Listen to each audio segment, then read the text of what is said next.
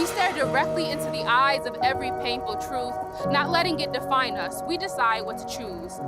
So we choose light, love, and family. We're the mafia after all. And when evil tries to break us, we choose to stand tall.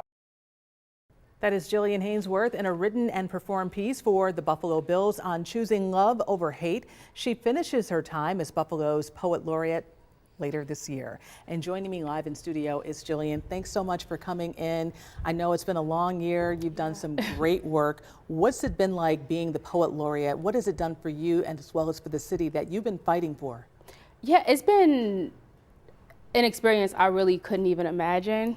I really feel so honored because before the city made me the Poet Laureate, like the community, they were already lifting me up and amplifying my voice. Like my platform came from the east side of Buffalo and they always trusted me. So being the Poet Laureate for me personally has just been, I don't even have words for it yet. I've been trying to reflect a lot about the experience, but it's just been an honor.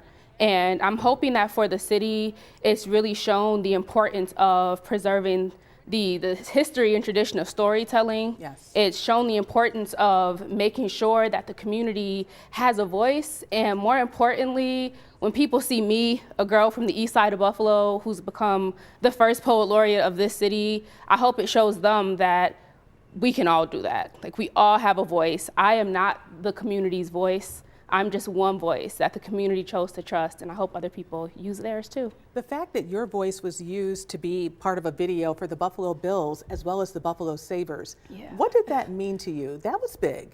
That was huge. Of course, I'm Bills Mafia, you know, born and raised here. So to just work with the Bills was amazing. I had been trying to work with the Bills somehow for years, even before I was the Poet Laureate. And then after I became the Poet Laureate, we finally just found a chance and an opportunity to be able to collaborate, and it was amazing. They always let me say whatever it was that I felt was necessary for the community to hear, and it was just a really easy collaboration. And it worked because even the players tapped into you. You can tell that by some of the posts that you've had on social media. Yeah. Briefly, you did something for Tops because that was something that hit the heart of the East Side as well as Buffalo and Western New York. What did that do for you? That challenged me more than anything. I remember when Tops called me and they said we want to put a memorial up to acknowledge the victims of May 14th. I called my mom and I cried and I was like, why would they ask me to do this? That's too much. Like nobody else is being asked to use like their art, their most beautiful thing for something this painful. And it challenged me to rise to the occasion and to understand that when you want to lead, you have to lead. And sometimes it's gonna hurt, sometimes it's not pretty, sometimes you have no idea what you're doing, you're just gonna take one step. And I think that taught me to just take that step and try. Your time as Poet Laureate is about to end. Yes. I don't know if you know who's next, but what's your advice for that person? And are you sad that this is ending so soon?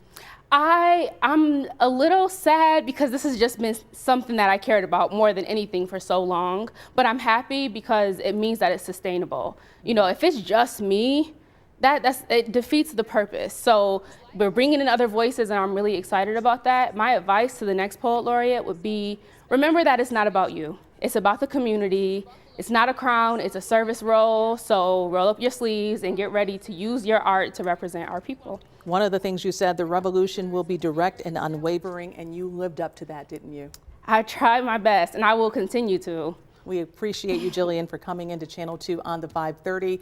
What you've done for this city during such a turbulent time has been uplifting for so many. So thank you so much for joining us. Thank you. We wish you the best in the future. Thank you. All right, that was Jillian Hanesworth.